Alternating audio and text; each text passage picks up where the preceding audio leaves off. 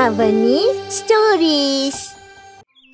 కోటపల్లి అనే గ్రామంలో అరవింద్, అనసూయ అనే దంపతులు ఉండేవారు. అరవిందు చాలా పొలాలు, ఆస్తులు ఉండేవి. వారికి ఒకే కొడుకు సురేష్. అతను అందగాడు, చదువుకున్నవాడు, ఓ మంచి ఉద్యోగం చేస్తూ ఉంటాడు. అతనికి పెళ్లి చేయాలని అనుకుంటుంది సావిత్రి.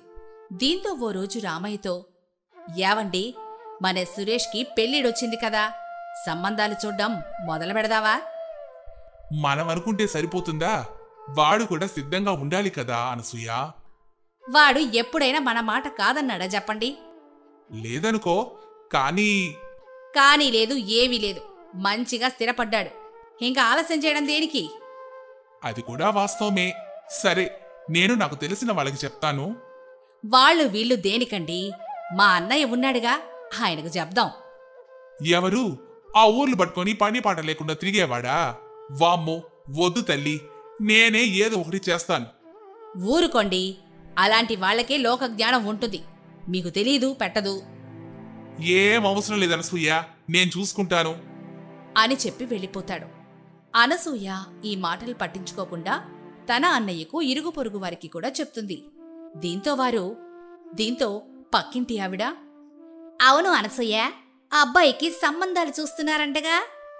అవునొదినా, నీకు తెలిసిన మంచి సంబంధాలేవైనా ఉంటే చెప్పు. సరే సరే చెప్తాను, ఎందుకు చెప్పను? ఏంటో నాకు అస్సలు సంతోషం ఆగడం లేదు. ఎప్పుడెప్పుడు నా కొడుకు పెళ్ళవుతుందా అని అనిపిస్తుంది. అప్పుడే సంబరపడిపోకు వదినా, కోడలొస్తే పరిస్థితులన్నీ మారిపోతాయి. అదేమీ లేదు.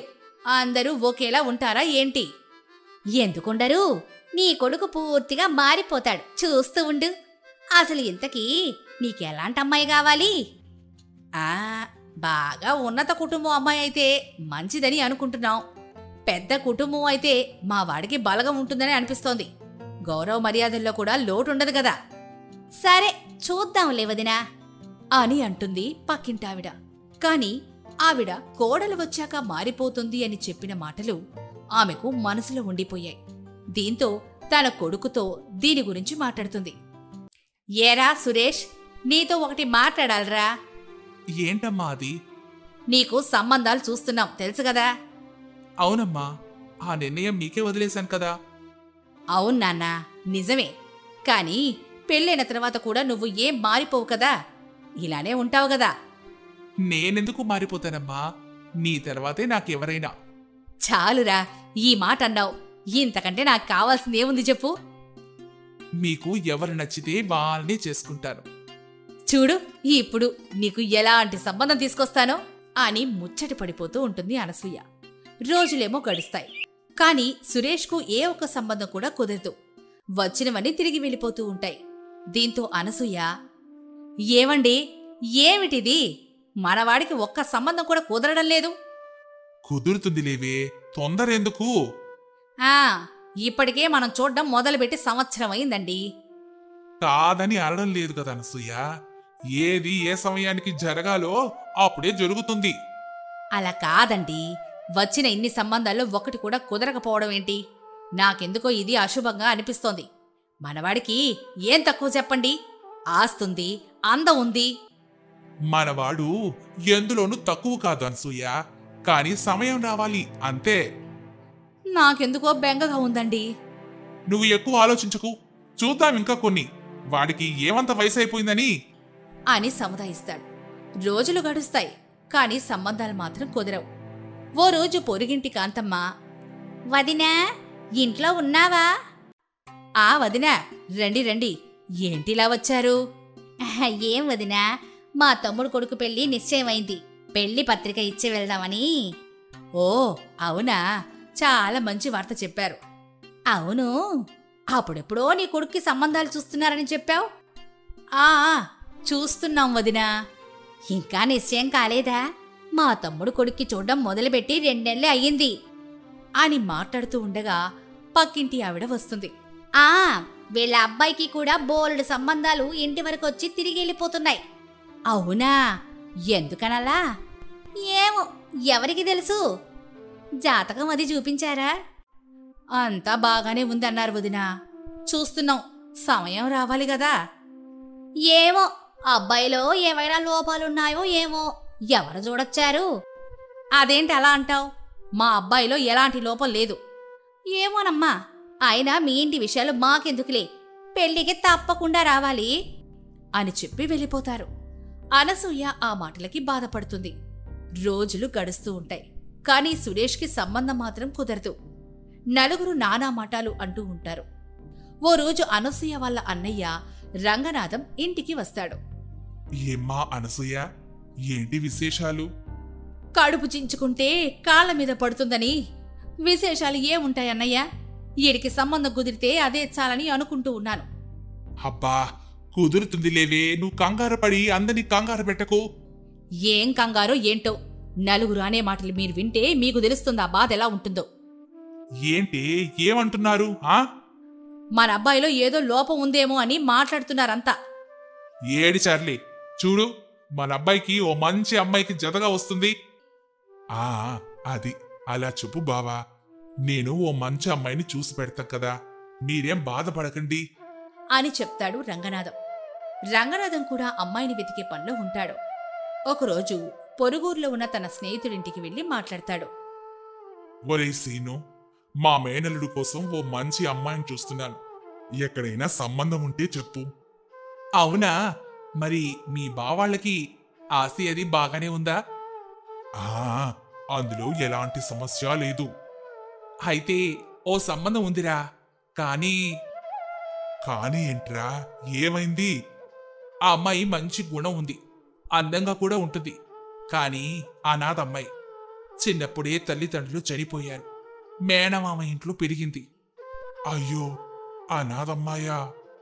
అవును, కానీ నిజంగా చాలా మంచి అమ్మాయి, బాగా చదువుకుంది, అలాగే ఇంటి పనులు కూడా బాగా చేసేస్తుందిరా అని చెప్పడంతో రంగనాథం కాసేపు ఏం మాట్లాడకుండా మౌనంగా ఉంటాడు.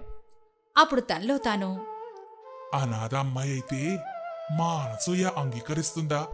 కానీ గుణం ఉన్న అమ్మాయి దొరకడం ఈ రోజుల్లో కష్టమే, అసలే మా వాడికి పెళ్ళే కుదరడం లేదు అని అనుకుని శ్రీనుతో, సరే, ఒకసారి చూడ్డానికి తీసుకెళ్తావా? సరేరా, ఓసారి తీసుకెళ్తాను, చూడు, అమ్మాయి నచ్చితే మీ సురేషంకి మంచి జోడవుతుంది అని అనడంతో ఇద్దరు ఆ అమ్మాయిని చూడ్డానికి వెళ్తారు. ఒరే రంగనాథం, తినేరా, నేను చెప్పిన అమ్మాయి పేరు అవని. నమస్కారమండి. నమస్కారం తల్లి, ఎంతవరకు చదువుకున్నావమ్మా? డిగ్రీ అయిపోయింది బాబాయ్ గారు, ఇప్పుడు ఇంట్లోనే ఉంటున్నాను. మరి ఇంటి పనులన్నీ వస్తాయా? చేస్తాను బాబాయ్ గారు, వంట పొలం పనులు అన్నీ నేర్చుకున్నాను. చాలా సంతోషం తల్లి, లక్షణంగా ఉన్నావు అని ఆమెతో అంటాడు. ఇక తనలో తాను, ఇంత మంచి అమ్మాయి దొరికింది, అక్క బావకి నచ్చితే సంబంధం కుదిరి చేయాలి అని అనుకుంటాడు. ఇక వాళ్లతో, సరేనండి, నేను ఇంటికి వెళ్ళి మా అక్క బావతో చెప్పి మీకు సమాధానం చెప్తాను అని సాయంత్రం అనసూయ రామయ్య ఇంటికి వచ్చేస్తాడు.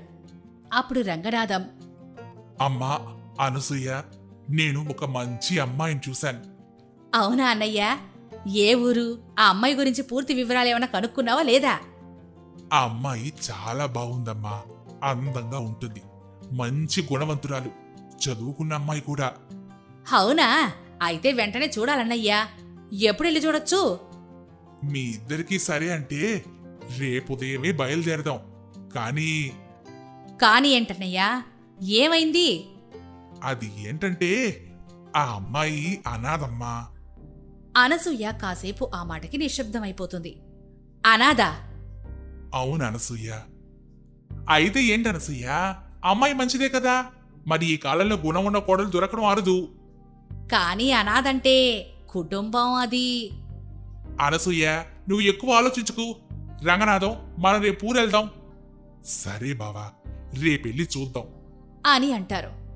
ఆ మరుసటి రోజు రామయ్య కుటుంబం ఆ ఊరికెళ్ళి అమ్మాయిని చూస్తారు. అవని మర్యాదగా అందర్నీ పలకరిస్తుంది.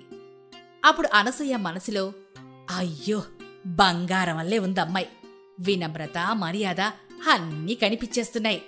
కానీ అమ్మా అవని, ఇలారా, ఇలా వచ్చి కూర్చో. పర్వాలేదండి. నీ గురించి మా వాడన్నీ చెప్పాడు. నీకు మా అబ్బాయి నచ్చాడా? నచ్చారండి. అనసూయ, నాకు ఈ అమ్మాయి నచ్చేసింది. మరి నీకు?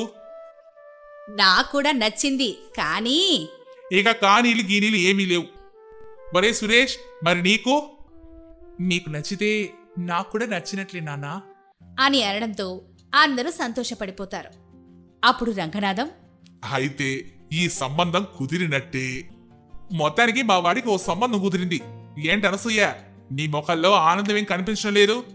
అంటే అది అని మౌనంగా ఉండిపోతుంది. సంబంధం కుదిరినా కాని అనసూయ మాత్రం సంతోషంగానే ఉండదు. సురేష్ సిటీలో ఉద్యోగం చేస్తూ ఉంటాడు. తన భార్య అవనికి ఏ లోటు లేకుండా చూసుకుంటూ ఉంటాడు సురేష్. చాలా రోజుల తర్వాత తన తల్లిదండ్రులు అనసూయ, అరవిందులు సిటీకి వస్తున్నారని తెలిసి చాలా సంతోషపడుతూ ఉంటాడు సురేష్. అవని, అమ్మా నాన్నలు ఈరోజు వస్తున్నారు కదా, వాళ్ళుండటానికి ఏర్పాట్లు చేశావుగా? వాళ్ళకేమన్నా కొత్తగా పెళ్ళయిందా ఏంటి? ఏర్పాట్లు చేయడానికి ఉండడానికి ఒక గది, తినడానికి తిండి ఏర్పాటు చేస్తే చాలు కదా. ఏదో కొత్త జంట వచ్చినట్లు చెప్తున్నారే. అదేంటవని అలా మాట్లాడతావేంటి? నువ్వెప్పుడూ ఇంతే. నన్నైతే చాలా మాట్లాడినావు. నేను నీ భర్తను కాబట్టి భరించాను. కానీ వాళ్ళు మా అమ్మా నాన్నలు. వాళ్ళని ఏమనకవని. దయచేసి వాళ్ళ మనసు కష్టపెట్టకు. అంటే మీ ఉద్దేశం ఏంటి? నేను కష్టపెట్టేదానిలా కనిపిస్తున్నానా? మీ అమ్మ నాన్నంటే నాకు ద్వేషమా? చెప్పండి. అలా అని కాదు, వాళ్ళతో కాస్త ప్రేమగా ఉండమని చెప్తున్నాను. అమ్మకసలే ఆరోగ్యం బాగోలేదు. ఇక్కడే ఆసుపత్రిలో చూపించి వైద్యం చేయించాలి. చూపిస్తారు. మీకేంటి, చాలా డబ్బులుండేవాళ్ళు కదా. ఇంట్లో మీ బిడ్డల్ని చూడకపోయినా పర్వాలేదు.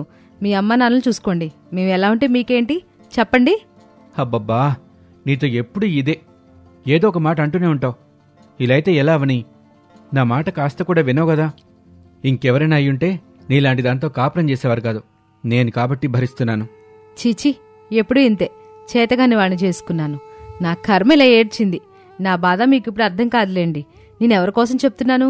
మీకోసం, మీ బిడ్డల కోసమే కదా చెప్పేది అంటూ అవని ఏడుస్తుంది. భార్య అలా ఏడుస్తుండటంతో బాధపడిన సురేష్ దీనంగా మొహం పెట్టి, సరే ఏడవకవని, ఏడవకు. నిన్ను బాధపెట్టే పని నేనెప్పుడూ చేయను. అలా సురేష్ అంటూ ఉండగా అక్కడికి అవని చెల్లెలు దివ్య, వసంతలు వస్తారు. వారిని చూసి కన్నీళ్లు తుడుచుకుంటుంది అవని. ఇక సురేష్ తన మరదలిద్దరినీ చూసి నవ్వుతూ, అరే ఏంటి మరదళ్ళు, చాలా హుషారుగా కనిపిస్తున్నారే. ఈరోజు మా ఇంటికి అమ్మా నాన్న వస్తున్నారు. వాళ్ళని చూసి మీరు చాలా రోజులైంది కదా. చూసారులే పెద్ద. ఓసే, మీకు అదే పనిగా చెప్తున్నాను. వాళ్ళొస్తే కాస్త దూరం నుంచే మాట్లాడండి. వాళ్ళకి దగ్గరగా ఎక్కువసేపు ఉండొద్దు. మీ బావాళ్ళ అమ్మకి ఆరోగ్యం బాగోలేదట. ఏం రోగం ఏమిటో. వారికి కాస్త దూరంగా ఉండడం మంచిది కదా. అవని, ఏంటా మాటలు? కాస్త మర్యాదగా మాట్లాడు. అలా సురేష్ అరవగానే అవని మళ్లీ ఏడుపు మొహం పెట్టుకుంటుంది. తన అక్క ఏడుపు మొహం చూసిన దివ్య, వసంతలు కోప్పడతారు. ఏంటి బావా, నువ్వు అక్క నేడిపిస్తూనే ఉంటావా ఏంటి?